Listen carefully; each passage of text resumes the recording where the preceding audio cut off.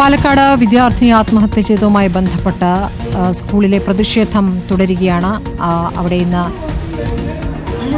വിദ്യാർത്ഥി സംഘടനകളുടെ പ്രതിഷേധ ശേഷം ഇപ്പോൾ സ്കൂൾ അധികൃതരുമായുള്ള തർക്കം നടക്കുകയാണ്.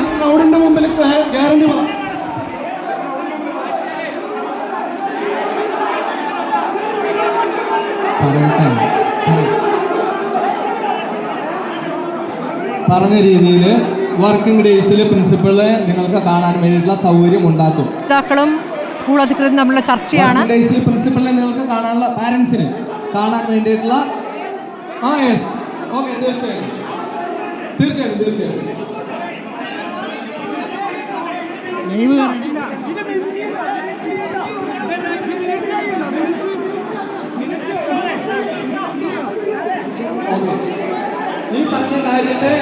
ഈ പറഞ്ഞ കാര്യത്തെ നടപ്പാക്കും. പ്രിൻസിപ്പലിനെ കാണാനുണ്ട്. ഹലോ പ്ലീസ് ഒരു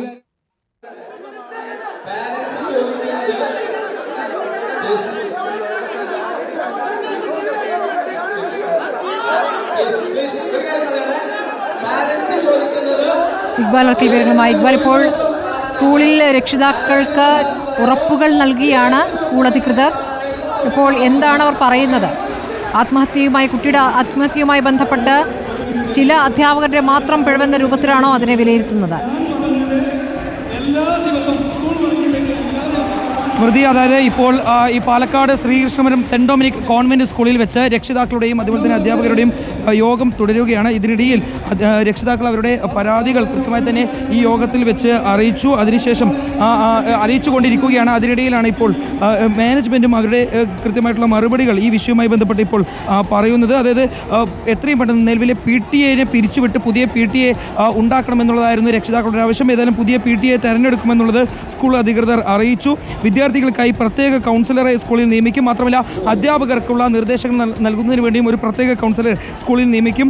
3 അധ്യാപകരെ ഇന്നലെ ആശിർ നന്ദിയുടെ മരണവുമായി ബന്ധപ്പെട്ട് സ്കൂളിൽ നിന്നും പുറത്താക്കിയിരുന്നു. അത് ഇപ്പോൾ ഔദ്യോഗികമായി ഇത് രക്ഷിതാക്കളെ അറിയിക്കുകയും ചെയ്തിട്ടുണ്ട്. മാത്രമല്ല കുട്ടികൾക്ക് എന്തെങ്കിലും പരാതികൾ ഉണ്ടെങ്കിൽ അത് കൃത്യമായി തന്നെ അധ്യാപകരെയും രക്ഷിതാക്കളെയും അറിയിക്കാനുള്ള പ്രത്യേക സംവിധാനം സ്കൂളിൽ ഒരുക്കും.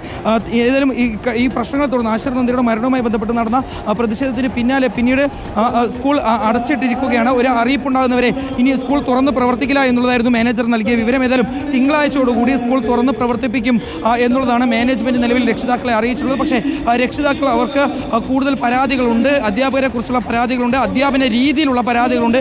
അതെല്ലാം കൃത്യമായി തന്നെ ഇപ്പോൾ സ്കൂൾ മാനേജ്മെന്റിനെ അറിയിച്ചു കൊണ്ടിരിക്കുകയാണ്. മാനേജ്മെന്റ് പ്രതിനിധികൾ ഈ യോഗത്തിൽ പങ്കെടുക്കുന്നുണ്ട്. പോലീസുണ്ട്, രാഷ്ട്രീയ പാർട്ടി പ്രതിനിധികളുണ്ട്. ഏതായാലും സ്കൂൾ പ്രിൻസിപ്പളെ എല്ലാ ദിവസവും വന്നാൽ കാണാൻ കഴിയുന്ന രീതിയിലുള്ള സംവിധാനം ഒരുക്കണമെന്ന് രക്ഷിതാക്കൾക്ക് ആവശ്യമുണ്ടായിരുന്നു. അതുമായി ബന്ധപ്പെട്ടുള്ള കാര്യത്തിലും ഇപ്പോൾ തീരുമാനം ആയിരിക്കുന്നു. ഏതായാലും ഇപ്പോൾ രാഷ്ട്രീയ പാർട്ടി പ്രതിനിധികളും അതുപോലെ തന്നെ രക്ഷിതാക്കളും ഇപ്പോൾ മാനേജ്മെന്റുമായി ചെറിയ രീതിയിലുള്ള ഒരു തർക്കം ഉണ്ടാവുന്നത് സ്കൂൾ പ്രിൻസിപ്പളിനെ കാണുന്നതുമായി ബന്ധപ്പെട്ടാണ്.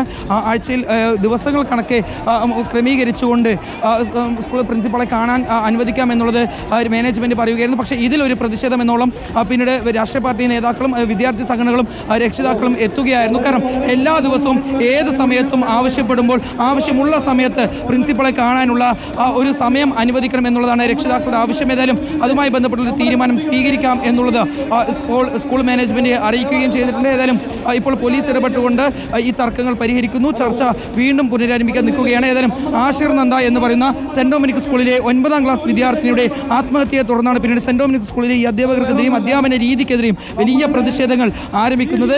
സ്കൂളിലെ അധ്യാപകരുടെ പീഡനം മൂലമാണ് ഇത്തരത്തിൽ ഈ വിദ്യാർത്ഥി ആത്മഹത്യ ചെയ്തത് എന്നുള്ളതായിരുന്നു ആരോപണം. ആ ആരോപണം തെളിഞ്ഞതോടുകൂടിയാണ് പരാതി പറയാനുള്ള സംവിധാനം ഒരുക്കുമെന്നുള്ള ഉറപ്പാണ് ഇപ്പോൾ നൽകുന്നത്. അതോടൊപ്പം പ്രിൻസിപ്പളെ കാണാനും രക്ഷിതാക്കൾക്ക് അവസരം ഒരുക്കുമെന്നാണ് ഇപ്പോൾ സ്കൂൾ അധികൃതർ നൽകുന്ന ഉറപ്പ്.